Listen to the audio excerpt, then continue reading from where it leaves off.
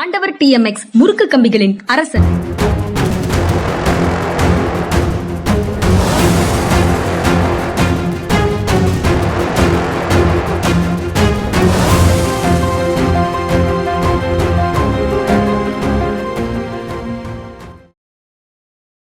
வணக்கம். இது மனிதா மனிதா சார். வணக்கம் சார். வணக்கம்ங்க. வணக்கம்.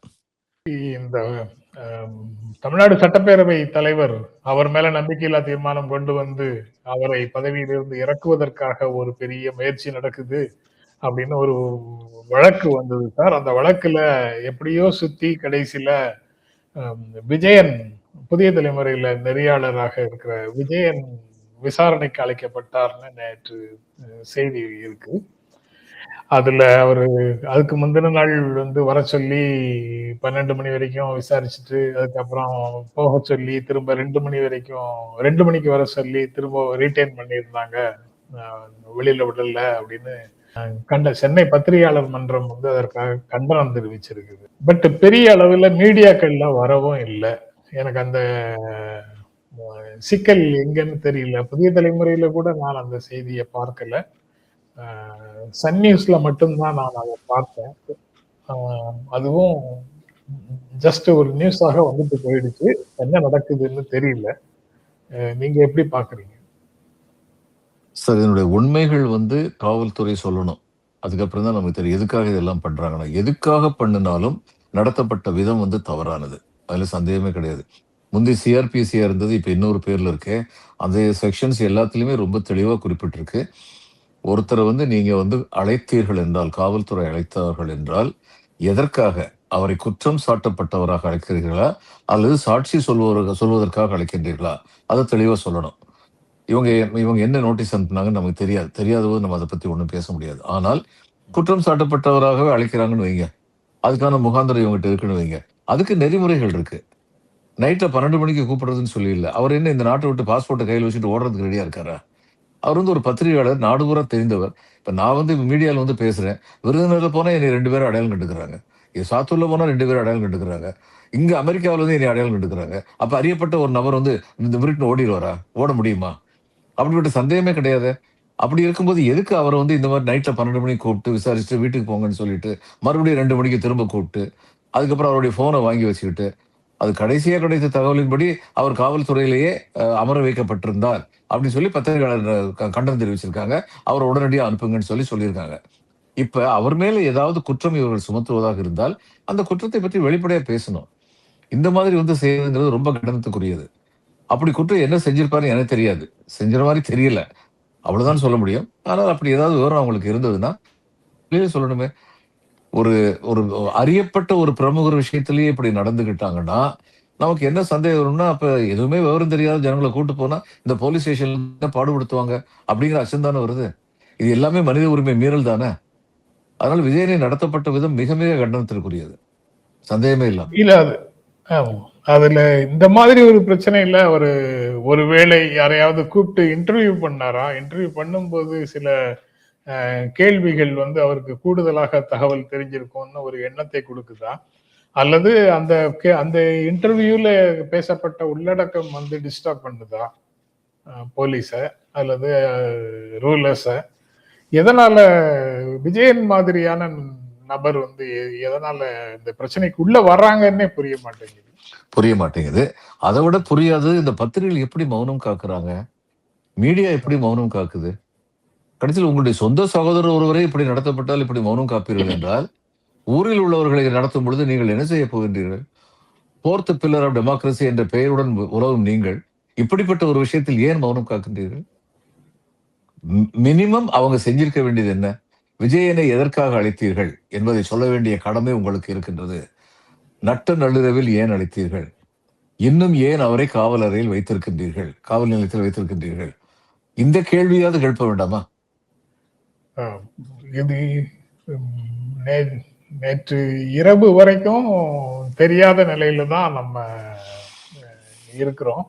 சரி சார், இது தொடர்கதையாக இருக்கு. ஏற்கனவே திமுகவினுடைய புதிய பாசறை, இளைஞர் பாசறையில அவங்க நடத்துற கூட்டங்கள், அதாவது ஜென்சிக்காக பேசுற பையங்க, அல்லது அவங்க ஆக்டிவாக ஜென்சிக்காக ரீல் போடுறோம் அல்லது ட்வீட் போடுறோம் அப்படின்னு ஆரம்பிச்ச இளைஞர்களை விசாரணைக்கு கூப்பிட்டாங்க அல்லது கைது செய்ய முயற்சி பண்ணாங்க. அது எல்லாத்தையும் வழக்கறிஞர்கள் போய் கூப்பிட்டு வந்தாங்க. நீதிமன்றத்துல இது மாதிரி அவதூறுகளுக்கெல்லாம் எதற்காக கைது செய்யற ப்ரொவிஷன் போடுறீங்க,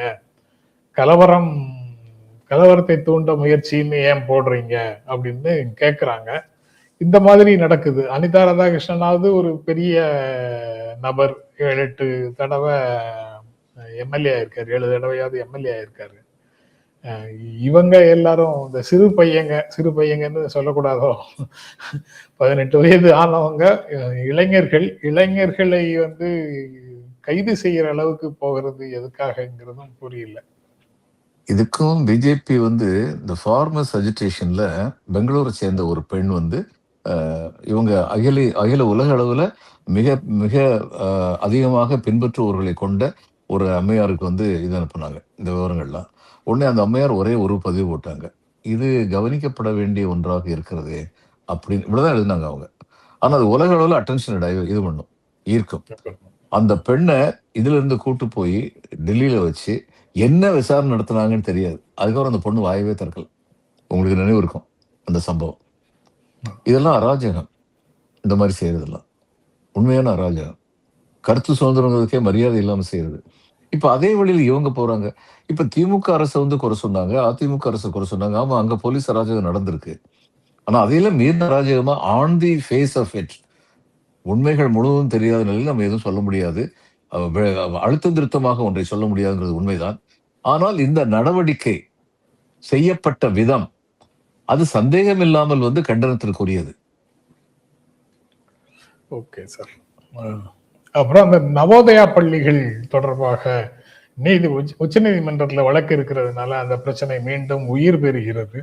நவோதயா பள்ளிகளை எதற்காக தமிழ்நாட்டுல எதிர்க்கிறீங்க, அதை நீங்க ஏற்றுக்கொள்ளுங்கள் அப்படின்னு கருத்தாக, தீர்ப்பாக இல்ல கருத்தாக நீதி நாயகம் சொல்றாங்க. அதுக்கப்புறம் ஹிந்திய தமிழ்நாட்டு மக்கள் தான் எதிர்க்கலையே, ஹிந்தி திணிப்பைத்தானே எதிர்க்கிறாங்க. ஹிந்தி மட்டும் இல்ல, மும்மொழி கொள்கைன்னா இந்திய மட்டும் கொண்டு வந்து சேர்க்கல, இனி சமஸ்கிருதம் கூட நீங்க கற்றுக்கொள்ளலாம், அதுல என்ன தவறு இருக்குது? அந்த உதாரணம் தான் இடிக்குது. அந்த உதாரணம் தான் இடிக்குது. அதாவது நானே என்ன நினைக்கிறேன்னா, நீங்க சிபிஎஸ்இ ஸ்கூல் நடத்துறதை அனுமதிக்கிறீங்க. அந்த சிபிஎஸ்இ ஸ்கூல்ல ஹிந்தி கற்பிக்கப்படுது, சமஸ்கிருதம் கற்பிக்கப்படுது. அதை தமிழ்நாடு அரசு வந்து அனுமதிக்கு. பிறகு நவோதயா பள்ளியை மட்டும் எதுக்கு எதிர்க்கணும்? எனக்கு விளங்கல. சரி, நவோதயா அப்ப கொண்டு வந்தது சார் 84 85ல டிஎம்கே ஏடிஎம்கே ரெண்டு பேரும் கன்சிஸ்டன்டா பாலிசி ஸ்டாண்ட் எடுத்தாங்க. அவங்க சொன்னது காரணம் என்னன்னா, நவோதயால வந்து இந்த ட்ரைபல் ஸ்டூடெண்ட்ஸ் இவங்களுக்கு எல்லாம் பெரிய ஸ்காலர்ஷிப் கொடுத்து ஊக்குவிப்பாங்க. அதனால அதை எதிர்த்து இவங்க வந்து நாங்க எங்களுடைய பள்ளியவே அதே மாதிரி ஆரம்பிச்சுக்கிறோம், இந்த மலைவாழ் பழங்குடி மக்களுக்கெல்லாம் ஆரம்பிச்சுக்கிறோம்னு இஃப் ஐ ரிமெம்பர் கரெக்ட், அது மாதிரி ஒரு அறிக்கை அந்நேரம் வெளியிடப்பட்டது. இதுக்கு நீங்க மறைமுகமாக இந்தியை கொண்டு வரீங்க, தேவையில்லை அப்படின்னு சொல்லப்பட்டது. இந்தியா பூரா வந்து நவோதயா வந்து ஸ்பெஷல் ஸ்டாண்டர்டோட உள்ள ஸ்கூலா இருக்கணும் அப்படின்னு ராஜீவ்காந்தி வந்து சொன்னாரு. அதே மாதிரி தான் அவங்க திட்டம் போட்டாங்க, அதுல ஒன்றும் சந்தேகம் இல்லை. இந்த இந்தி இருக்கிறது, கட்டாயமாக இந்தி கற்பிக்கப்படுதுங்கிறது தான் முக்கியமான காரணமா இவங்களுடைய எதிர்ப்புக்கு இருந்தது அந்த காலத்துல இருந்தே. சரி, அந்த காலத்துல இருந்தே அந்த எதிர்ப்பு இருந்தது. அதுக்கப்புறம் தானே சிபிஎஸ்இ ஸ்கூல்ல இத்தனை சிபிஎஸ்இ ஸ்கூல் வந்தது, அது எல்லாத்தையுமே அனுமதிச்சிருக்கீங்கல்ல. அப்படி இருக்கும்போது நவோதயாவை ஏன் அனுமதிக்க கூடாது? இது ஒரு பிரெயின் வாஷிங் அட்டெம்ப்டா இருக்கும். மலைவாழ் பழங்குடி மக்களுடைய மாணவர்கள் எல்லாம் சேர்த்து வச்சு to go through the process of education is the best brainwashing exercise, எல்லாருக்கும் தெரியும். அப்படிப்பட்ட ஐயம் வந்து அந்த காலத்துல இருந்திருக்கலாம். ஆனா அந்த மாதிரி பிரெயின் வாஷிங் எக்ஸசைஸ் வந்து சிபிஎஸ்இ ஸ்கூல்லயும் பண்ண முடியுமே. அந்த மாதிரி எதுவும் அவங்க எதிர்ப்புகள் அந்த சமயத்துல கூட இந்த மாதிரி எதுவும் எந்த தலைவர்களும் பேசியதாக எனக்கு நினைவில்லை. அவங்க நாங்க எல்லா ஸ்டூடெண்ட்ஸையும் சமமாக நடத்துறோம், அதன்படி நாங்க நடத்துக்குவோம், இதுல ஒரு ஸ்கூலுக்கு மட்டும் சிறப்பான சலுகைகள் அப்படின்னு மாவட்டத்துக்கு ஒரு ஸ்கூல்னு சொல்லி நாங்க எங்க மாணவர்களை பிரித்து பார்க்க விரும்பவில்லை அப்படிங்கிற மாதிரி ஒரு சமத்துவ ஆங்கிள் பேசினாங்க, மும்மொழி கொள்கைன்னு பேசினாங்க. அந்த மாதிரி சில காரணங்கள்னாலதான் அவங்க சார், அது போக சமத்துவ முறையில பேசுனாங்கன்னா, தமிழ்நாடு அரசு அதுக்கப்புறம் தன்னுடைய அரசு பள்ளிகள்ல வந்து ஸ்டாண்டர்ட கூட்டுறதுக்கு நெறைய முயற்சிகள் எடுத்தாங்க. சந்தேகமே இல்லாம. கார்ப்பரேஷன் வந்து திரு ஸ்டாலின் மேயரா இருந்தபோது தான் கார்ப்பரேஷன் ஸ்கூல்ஸ்ல முதல்ல கம்ப்யூட்டர் கொடுக்கப்பட்டது. அது மாரி மாடர்னைஸ் பண்றது, அப்கிரேட் பண்றது எல்லாமே இவங்க பண்ணாங்க. அதனால சென்ட்ரல் கவர்ன்மெண்ட் ஒண்ணு நடத்துறாங்க. அதுல சில நல்ல காரியங்கள் நடக்குது அப்படின்னா, அ அதான் நல்ல காரியங்கள நம்ம ஸ்டேட் கவர்ன்மெண்ட்ல உள்ள ஸ்கூல்லயும் பண்ணிட்டு போயிரலாம். அப்ப அந்த அந்த ஸ்கூலுக்கு தான் போணும்னு யாரும் ஆசைப்பட மாட்டாங்க. அ அ அந்த இந்தி திணிப்பை எதிர்த்துங்கிறது வந்து என்னால புரிஞ்சுக்க முடியுது. ஆனா இதுலயே ரொம்ப தெளிவா வந்து ஜட்ஜே சொல்லியிருக்காரு. இந்தி திணிப்பைத்தான் எதிர்க்கிறார்கள் தமிழக மக்கள், இந்தியை அல்ல அப்படின்னு சொல்லி. அதற்கு வெளிப்பாடாகத்தான் இந்த சிபிஎஸ்இ ஸ்கூல்ல இந்தி சொல்லிக் கொடுக்கிறத தடுக்காம இருக்கிறதும். சோ நான் வந்து நினைக்கிறது என்னன்னா, அதற்கப்புறம் இத்தனை சிபிஎஸ்இ ஸ்கூல அனுமதிச்சிருக்கீங்க. தக்ஷின் பிரச்சார சபை, இந்தி பிரச்சார சபை நம்ம எப்பயுமே தடுத்ததில்லை. இன்னும் சொல்லப்போனா, இந்தியாவில் உள்ள எல்லா பிரச்சார சபாக்கள்லயும் உள்ள மாணவர்கள்ல, பயில்பவர்கள்ல மிக அதிகமாக பயில்பவர்கள் இந்த தக்ஷின் ஹிந்தி பிரச்சார சபால தான் இருக்காங்க. இது திமுகவே சுட்டிக்காட்டியிருக்கு. நாங்க வந்து இந்திக்கு எதிர்ப்பானவர்கள் இல்லை. இந்தி திணிப்புக்குத்தான் எதிர்ப்பானவர்கள்னு.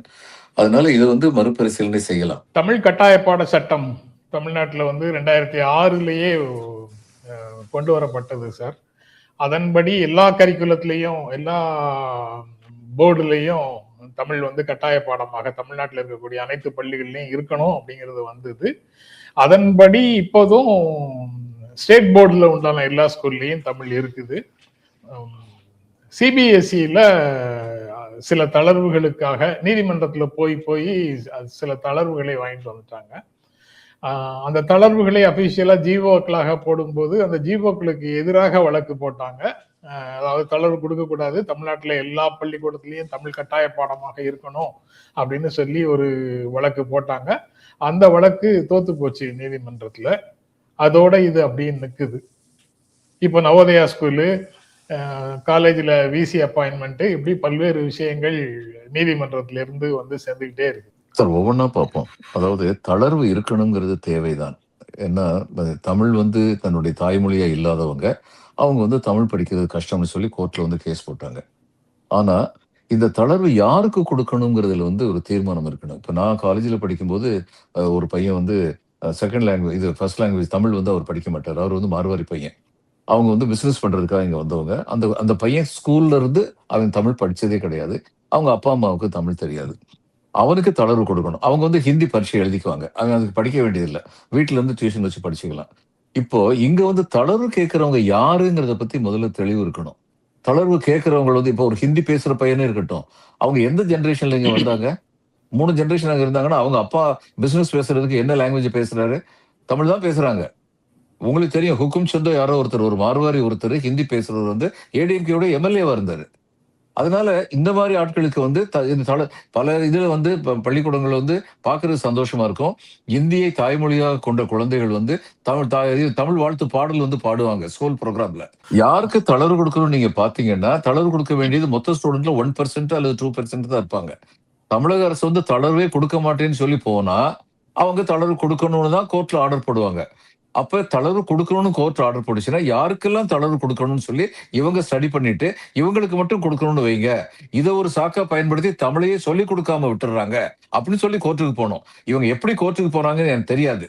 ஆனால் இது வந்து சரியாக கையாளப்பட்டிருக்குமா அப்படிங்கிறது எனக்கு வந்து சந்தேகங்கள் இருக்கு. கோர்ட் வந்து ரொம்ப இதா வந்து டைடாக்டிக்கா வந்து நாங்க சொல்றதான் சரி அப்படின்னு கோர்ட் வந்து பேசாது. எப்பயுமே வந்து ஆர்டர்ல வந்து லாஜிக் இருக்கு. ஏன்னா நாளைக்கு எதிர்காலத்துல இது எல்லாமே பெர்மனன்ட் ரெக்கார்ட்ஸ். அந்த கோர்ட் வந்து இப்படி நீதி முறையற்ற ஒரு தீர்ப்பு கொடுத்தாங்கன்னு சொல்லக்கூடாதுன்னு ரொம்ப எச்சரிக்கையா இருப்பாங்க. அப்ப நம்ம சொல்ல வேண்டிய விதத்துல சொல்லியிருந்தோம்னா, இதுக்கு நமக்கு இன்னும் அதிகமான நீதி கிடைச்சிருக்கும்னு நம்புறேன். இதையும் நம்ம வந்து இந்த இதுல வந்து வைஸ் சான்சலர் கொண்டு வந்து இதெல்லாம் வேறு வேறு விஷயங்கள். எதுல தமிழக அரசு வந்து இல்ல அடிப்படையா வந்து வேற வேற விஷயங்கள். ஆனா அடிப்படையா எல்லாமே மாநில சுயாட்சியை காலி பண்றதுக்கான முயற்சிகள். 2யுமே நான் ஒத்துக்கிறேன். அப்போ அரசு நிர்வாகத்துல எடுக்க வேண்டிய முடிவுகள் நீதிமன்றத்துக்கு போய் நிக்குது அப்படிங்கிறது தான் அதுல உண்டான காமன். ஆமா, காமன் ஆஸ்பெக்ட். ஆனா இப்ப இவங்க வந்து வரிசையா விட்டு கொடுத்து, அது இன்னொரு சப்ஜெக்ட். இன்னைக்கு நம்ம பேச முடியாது. இவங்க என்ன சொல்றாங்க, நாங்க வந்து தாவேகா சொல்றாங்க, நாங்க ரொம்ப உறுதியா வந்து மத்திய அரசு எதிர்ப்பு நிலைப்பாட்டுல உறுதியா இருக்கோம். டீலிமிட்டேஷன் நாங்க ஏத்துக்கவே மாட்டோம். இவங்களுக்கு தான் அங்க ஒரு எம்பி கூட இல்லையே. இவங்க ஏத்துக்கிட்டா என்ன, ஏத்துக்கலன்னா என்ன? அதை பத்தி என்ன இருக்கு? இவங்களுடைய வாய்ஸ் அதுல எங்க இருக்கு? ஆனா எங்க வாய்ஸ் இருக்கோ டீலிமிட்டேஷனை ஏத்துக்க மாட்டோம்னு சொல்றதை விட பெரிய ஃப்ராட் என்ன சார் இருக்கு? எதுவுமே இருக்க முடியாது. அது மட்டும் இல்ல, டீலிமிட்டேஷன் கமிஷன் போட்டாச்சுன்னா அதுக்கப்புறம் யாருக்கும் ஒரு ரோலும் கிடையாது. நீங்க ஏத்துக்கிட்டாலும் சரி ஏத்துக்கிட்டாலும் சரி. அப்போ எங்க நிர்வாக ரீதியா இவங்க வந்து மாநில சுயாட்சியை, நான் தமிழின் விழுமியங்களை காப்பாற்றுவதற்கு முயற்சி எடுக்க முடியுமோ அங்கெல்லாம் இவங்க விட்டு கொடுத்துட்டு போய்கிட்டு இருக்காங்க. 5 பேர் வந்து சர்ச் கமிட்டி போடுறதுங்கிறது என்னது? அடுத்து வந்து இப்போ வந்து சிபிஎஸ்இ ஸ்கூல்ல வந்து 3 லாங்குவேஜ் ஃபார்முலா வந்து என்னது? இதுல விட்டு கொடுத்துட்டு போயிட்டு ஃப்ராட் பண்ணிட்டு இருக்காங்க. I am afraid fraud is a right appropriate word. Fraud பண்ணிட்டு இருக்காங்க, மக்களை ஏமாத்திட்டு இருக்காங்க. ரொம்ப 12 வாரம் இந்த நவோதயா ஸ்கூல்ல 12 வாரம் டைம் கேட்டாங்க தமிழ்நாடு அரசு தன்னுடைய நிலைப்பாட்டை சொல்வதற்கு. அதை 3 வாரமாக சுருக்கி இருக்கிறாங்க. இப்ப 3 வாரத்துக்குள்ள பதில் சொல்லுங்க. இந்த ஆர்டர் கொடுத்த ஜட்ஜி நாகரத்னாவை பத்தி நம்ம எத்தனையோ புகழ்ந்திருக்கோம். அவங்க ரொம்ப நியூட்ரலான ஜட்ஜி, ரொம்ப உறுதியான நிலைப்பாடு உள்ளவங்க. அப்ப நமக்கு சாதகம் இல்லைங்கிறனால அவங்கள வந்து நம்ம சந்தேகப்பட முடியாது. இதுல வந்து தமிழக அரசு வந்து தெளிவான முடிவு எடுக்கணும். இதுலயும் சரி, இந்த நேரத்துல அவங்க இந்த விஷயத்தையும் கொண்டு வரலாம். இப்படி நீங்க சொல்றீங்க, ஆனா தமிழையே காலி பண்றதுக்கான வேலைகள் நடக்குது அப்படின்னு கூட அங்க கோர்ட்ல ஒரு மென்ஷன் பண்ணலாம். மென்ஷன் பண்ணினா பின்னால வந்து அது நமக்கு ரொம்ப உதவியா இருக்கும். இதுக்கு மேல இந்த சப்ஜெக்ட் சொல்றதுக்கு ஒண்ணும் இல்ல. Okay sir. அதுக்கப்புறம் தமிழ்நாட்டுல சட்டம் ஒழுங்கு ரொம்ப மோசமா இருக்கு, விஜய் அரசு போதுமான கவனம் செலுத்தவில்லை அப்படின்னு இந்திய கம்யூனிஸ்ட் கட்சி நாடாளுமன்ற உறுப்பினர், மக்களவை உறுப்பினர் சுப்பராயன் பேசுறாரு. ஆட்சியில பங்கேற்கும் சூழல் வந்தால் ஆட்சியிலும் பங்கேற்போம் அப்படின்னும் சிபிஐ தமிழ்நாடு மாநில செயலாளர் மு வீரபாண்டியன் சொல்றாரு. தளி ராமச்சந்திரன், அதாவது ஓசூர் பக்கத்துல இருந்து கூட அமைச்சரவையில பங்கேற்கலாம் அப்படின்னு சொல்றாரு. பக்கத்துல தளி ராமச்சந்திரன் மிகுந்த புன்னகையோட அதை வரவேற்கிறார் அப்படின்னு எல்லாம் பார்க்க முடியுது. அப்போ சிபிஐல, சிபிஎம்ல, விசிகேல தவேகாவுக்கு ஆதரவு தெரிவிக்கிற பீரியட் வந்ததுக்கு அப்புறம் தவேகா நிர்வாகத்தின் மீது ஒரு கருத்து, ஆதரவு குறித்து ஒரு கருத்து அப்படின்னு தலைவர்கள் வெவ்வேறு தினமும் ஒவ்வொரு விதமாக பேசுற மாதிரியும், கட்சிக்குள்ளேயே கூட இருவேறு கருத்தோட்டங்கள் இருக்கிற மாதிரியும் ஒரு பிம்பம் கிடைச்சிக்கிட்டே இருக்குது. அதை எப்படி பாக்குறீங்க சார்? கண்ணதாசன் பாட்டை கொஞ்சம் மாத்தி சொல்லட்டுமா இந்த கட்சிகளை பத்தி? தத்துவ வேதத்தை சத்திய மார்க்கத்தை பித்தர்கள் பார்க்கட்டுமே, சீவ பித்தர்கள் காக்கட்டுமே, இந்த பித்தம் இருக்கின்ற காலம் வரையிலும் அமைச்சர் பதவியை எடுக்கட்டுமே. அதான் இவங்க நிலைப்பாடு இருக்கு. இன்னைக்கு என்ன பேசுறாங்க கம்யூனிஸ்ட் கட்சிகள்? எவ்வளவு மரியாதையோட இருந்தேன். அனைத்து இந்திய அளவுல அவங்களுடைய நிலைப்பாடு வந்து கொஞ்சம் கூட மாறாதது. வந்து காங்கிரஸ் கட்சி ஆட்சியில் இருந்த போதும், காங்கிரஸ் கட்சிக்கு ஆதரவு தெரிவிச்சுக்கிட்டு இருந்த போதும் அவங்க வந்து சில விஷயங்கள் வந்து ரொம்ப உறுதிப்பாடோடு இருந்ததன் காரணமாக வருமானத்துக்கு மீறி சொத்து இருக்கான்னு சொல்லி சிபிஎம் பார்ட்டி லீடரையே வந்து விசாரிக்க கூட ஒரு அன்றைய காங்கிரஸ் அரசு உத்தரவு போட்டது. அந்த அளவு கூட ஹெராஸ்மெண்ட் கொடுத்திருக்காங்க. ஆனா நிலைப்பாட்டுல இருந்து அவங்க தளர்ந்தது இல்லை, அப்படி இருந்தாங்க. இன்னைக்கு ஒரு மாநிலத்துல வந்து அவங்க நிமிஷத்துக்கு நிமிஷம் மாத்தி மாத்தி பேசுறாங்க. இவங்க 2 பேருக்கு இடையில ரன்னிங் காம்படிஷன் இருக்கா திருமாவளவன் கம்யூனிஸ்ட் கட்சி இடையில? நான் திருமாவளவன் தான் அடிக்கடி மாத்தி பேசுறான்னு பார்த்தா அவரோட அதிகமா இவங்க மாத்தி பேசுறாங்க. அது ஒரு பெரிய ஒரு ட்ரெண்டாக போயிட்டு இருக்குது. தமிழ்நாட்டு மக்களுடைய மனசாட்சியாக திமுக எம்பிக்கள் செயல்படுவார்கள் அப்படின்னு மாநில உரிமைகளை காப்பதற்காகவும் அரசமைப்பு சட்டத்தை காப்பதற்காகவும் திமுக எம்பிக்கள் அங்க குரல் கொடுப்பாங்க அப்படின்னு திமுக எம்பிக்களோட ஆன்லைன்ல ஒரு மீட்டிங் நடத்திட்டு திமுக தலைவர் ஸ்டாலின் வந்து சொல்றாரு. இந்த ஸ்டேட்மெண்ட் ஏன் முக்கியமானதாக இன்றைய பீரியட்ல இருக்குது அப்படின்னா, சிதம்பரம், திருமாவளவன் போன்றவர்கள் எல்லாம் எப்போதும் போல் பாஜகவுக்கு எதிரான நிலைப்பாட்டை கடந்த நாடாளுமன்ற கூட்டத்தொடர்ல எப்படி இந்த டீலிமிட்டேஷன் பில்லை வந்து தோற்கடித்தோமோ அதே மாதிரி இப்பவும் தோற்கடிக்கும் விதமாக திமுக நிலைப்பாட்டை எடுக்க வேண்டும். என்சிபி, டிஎம்கே எல்லாவற்றையும் தங்களுக்கு ஆதரவு தெரிவிக்கும்படி பாஜக ஆதரவு கேட்டுக்கொண்டிருக்கிறது. திமுக தன்னுடைய நிலையில் இருந்து மாறாது என்று நம்புகிறோம் அப்படின்னு லைட்டா ஒரு பிட்ட போடுறாங்க, சந்தேகத்தை விதைக்கும் விதமாக. அதனால இப்போ இவர் சொல்லி இருக்கிற ஸ்டேட்மெண்ட் வந்து இப்போ முக்கியமானதாக தெரியுது. ஸ்டாலினுடைய ஸ்டேட்மெண்ட் ரொம்ப முக்கியம் தான். ஏன்னா ராஜேந்திர பாலாஜி வந்து ஸ்டாலினை நினைச்சாருன்னா 3 மாசம் இந்த கவர்மெண்ட் அவுட் அப்படின்னு சொல்லி கோபம் வந்தா சார், நினைச்சார்ல இல்ல, அவரு கோபம் வந்தா அவுட் சொல்லி, அதனால வந்து அது திமுக அமைப்பு செயலாளர் பேசுறது எல்லாத்தையும் வச்சு குழப்பத்தை ஏற்படுத்த முயற்சி பண்றாங்க. அதாவது இன்னைக்கு வந்து திமுகவுடைய இது என்னன்னா, காங்கிரஸ் மேல அளவுக்கு மீறின கசப்போடு இருக்காங்க. அதுக்கு காரணமும் நியாயமும் இருக்கு. அப்ப காங்கிரஸ் கூட இணைந்து இவங்க வந்து இப்ப நாடாளுமன்றத்துல வந்து போராட்டம் நடத்துவாங்களாங்கிறது ஒரு கேள்விக்குறியா ஆயிக்கிட்டு இருக்கு. நிதர்சனம் என்னன்னா, தாவேகா வந்து எம்டி ஸ்லோகன்ஸ் கிளப்புறாங்க. நாங்க வந்து ஒன்றிய அரசுக்கு எதிரா நாங்க டீலிமிட்டேஷன் நாங்க சப்போர்ட் பண்ண மாட்டோம். அதாக்கும் இதாக்கும். இவங்க என்ன வேணாலும் பேசலாம் ஒன்றிய அரசுக்கு எதிரா. ஏன்னா அங்கதான் ஒரு எம்பி கூட இல்லையே. இங்க சும்மா பேசுறதோட சரி. ஆனால் நிர்வாக ரீதியாக இவருடைய கட்டுப்பாட்டில் இருக்க விஷயங்கள் எல்லாத்துலயுமே பிஜேபிக்கு ஆதரவா இவங்க நடக்கிறாங்க. நம்ம அதை ஏற்கனவே சொல்லிட்டோம். இப்போ திராவிட முன்னேற்ற கழகத்தை பொறுத்த மட்டும் இவங்க அங்க வந்து காங்கிரஸுக்கு எதிர்ப்பு காட்டணுங்கிறதுக்காக சில விஷயங்கள்ல வந்து நீக்கு போக்கா காங்கிரஸுக்கு எதிரான போக்குங்கிறதுக்காக நீக்கு போக்கா நடக்க முயற்சித்தாலும் கூட அவர்களுக்கு இருக்கின்ற ஆதார சக்தியான மாநில சுயாட்சியை காப்பது, தமிழின் விழுமியங்களை காப்பதுங்கிறது வந்து நழுவி போயிட்டாங்க அப்படிங்கிற ஒரு பேர் வந்தா அது அவங்களுக்கு ரொம்ப பெரிய தர்ம சங்கடத்தை உருவாக்கும். அது சந்தேகமே கிடையாது. அதனால திரு ஸ்டாலின் அவர்கள் சொன்னது ரொம்ப வரவேற்க தகுந்தது. தொடர்ந்து தன்னுடைய நிலைப்பாட்டுல வந்து ஏன்னா இப்ப ஏற்கனவே ஒரு எக்ஸாம்பிள் இருக்கு. காங்கிரஸும் சிபிஎம்மும் கேரளால வந்து எதிரெதிரா தான் இருக்காங்க. ஆனா இதுல ஒன்றிய அளவுல வந்து அவங்க ஒன்னா சேர்ந்து ஃபைட் பண்றாங்க. அப்படிப்பட்ட ஒரு நிலையைத்தான் திமுக எடுக்க வேண்டிய சூழ்நிலை இருக்கு. ஆனா ஒண்ணு சொல்றேங்க, இன்னைக்கு வரைக்கும் சைலண்ட்லி பிஜேபி வந்து தன்னுடைய சதுரங்க காய்களை மிக சாமர்த்தியமாக நகர்த்தி வைத்துக் கொண்டே இருக்கிறார்கள். தாவேகாவுக்கு சப்போர்ட், அதுக்கப்புறம் தாவேகாவுக்கு எதிர்ப்பு. திமுக வந்து புன்னகை புரியும். ஒரு காலத்துல மாசேதுங் வந்து நமக்கு தூதரக உறவு வந்து நம்ம முறிச்சுக்கிட்டோம். அப்போ ஒரு மீட்டிங்ல வந்து மாசேதுங் பண்ணது எல்லாம் அந்த ஆபீசர் இன்சார்ஜ் சொல்லுவோம். அந்த ஆபீசர் இன்சார்ஜ் இருந்தாரு. அங்க வந்து இந்திய அரசுடைய officer in charge charge d' affaires அப்படின்னு அவருக்கு பேரு. அவர் இருந்தாரு. அவரை பார்த்து லேசா ஒரு புன்னகை குத்தார். வேற ஒண்ணும் செய்யல. அடுத்து 2 மாசத்துக்கு இந்திய பத்திரிகைகள் அதை பத்தி சிரிச்சாருன்னு சொல்லி எழுதிக்கிட்டு இருந்தாங்க. அது மாதிரி என்னைக்கா ஒரு நாள் அமித்ஷா நலம் விசாரித்தார் அல்லது பிரதம மந்திரி புன்னகை புரிந்தார் அப்படிங்கிறத சமிக்கைகளா வச்சுக்கிட்டு யார் வேணாலும் என்ன வேணாலும் பேசலாம். ஆனால் திராவிட முன்னேற்ற கழகம் நான் நம்புகிறேன் தன்னுடைய நிலைப்பாட்டிலிருந்து மாற மாட்டார்கள். ஏன்னா இந்த நிலைப்பாட்டிலிருந்து மாறுறதுங்கிறது இத்தனை ஆண்டுகளாக அவர்கள் கட்டி காத்து வந்த மாநில சுயாட்சி என்ற கொள்கைக்கு எதிரானதாக போய்விடும். அத்தகைய தவறை அவர்கள் செய்ய மாட்டார்கள் என்று நான் நம்புகிறேன். பட் தாவேகா மீண்டும் மீண்டும் 2 மாசமாக ஒரே குற்றச்சாட்டை திரும்ப திரும்ப சொல்லுது. அத வடிவத்தை மாற்றி இப்போ கூட சொல்லுது. அதாவது பிஜேபி, அதிமுக, திமுக இவங்க எங்களுக்கு தாவேகா ஆட்சியை அகற்றிவிட்டு அவர்கள் ஆட்சி அமைக்க முயல்கிறார்கள். இப்பவும் அதற்கான முயற்சியில் அவங்க இருக்கிறாங்க அப்படின்னு திரும்ப திரும்ப சொல்றாங்க. அவங்களுடைய நிர்வாக தோல்வியை மறைப்பதற்காக இந்த குற்றச்சாட்டை மீண்டும் மீண்டும் சொல்றாங்களா? நாங்க எப்போதுமே இப்படி ஒரு த்ரெட்டுக்குள்ளதான் இருக்கிறோம் அப்படின்னு சொல்வதன் மூலமாக தங்களுடைய நிர்வாக தோல்வியை மறைக்க முயற்சி செய்யறாங்களா?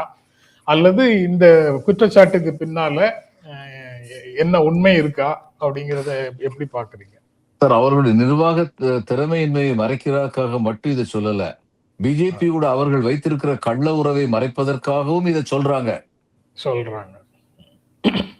ஓ, உறவை நான் வச்சுக்கிட்டு நீங்க தான் பண்றீங்கன்னு சொல்லிடுறதா?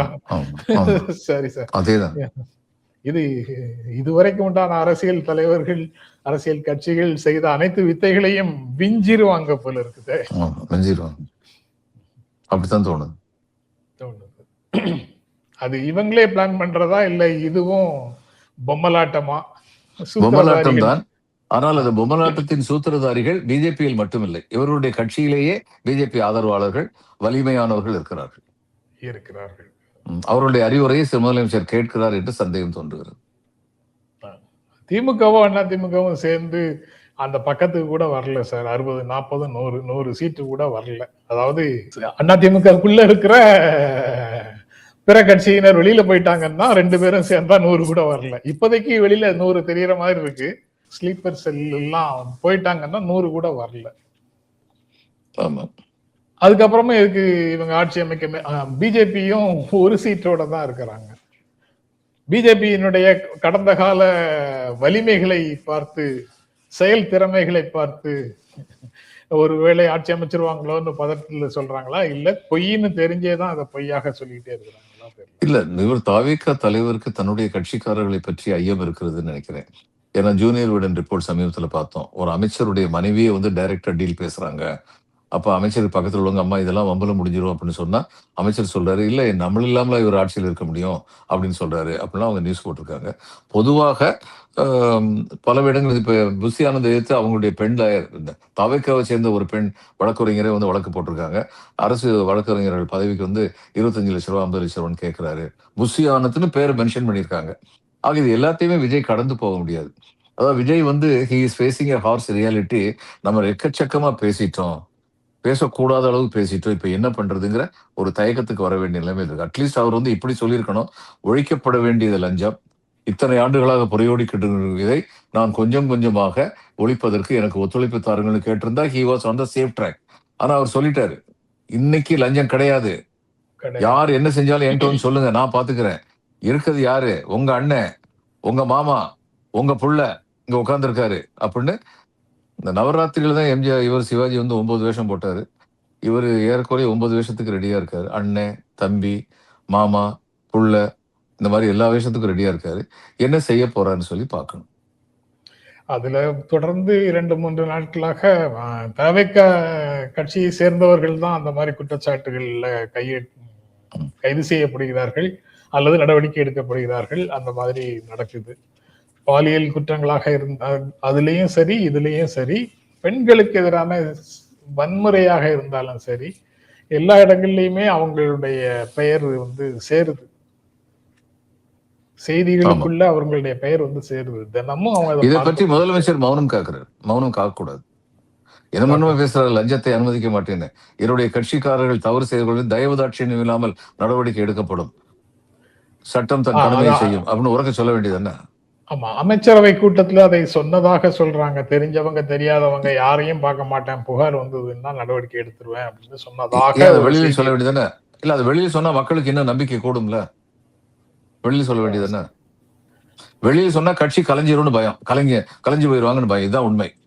இல்ல சார், அடுத்த மீட்டிங்ல சொல்லிடுவாரு சார். வெளியில. ஆமா, ஆமா. அதான் ஒரு பழக்கம்.